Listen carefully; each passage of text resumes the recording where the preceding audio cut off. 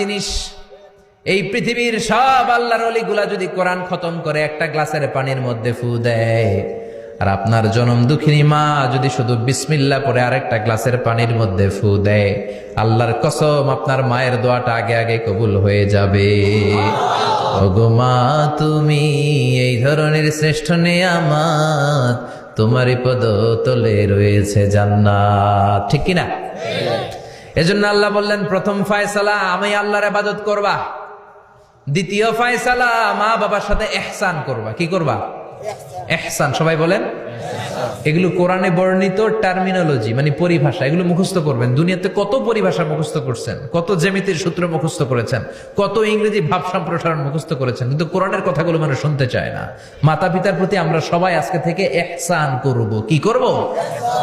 আমরা বললাম, আল্লাহ ইহসান কি?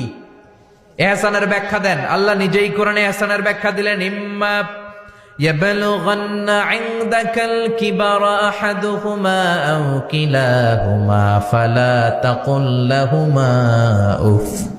ইহসানের ব্যাখ্যা হলো, আল্লাহ বললেন ইহসানের ব্যাখ্যা কি? শোনো শোনো। ইহসানের 5টা ব্যাখ্যা আল্লাহ দিলেন। প্রথম ব্যাখ্যা হলো, মা বাবা যখন বার্ধক্যে উপনীত হয়, মা বাবা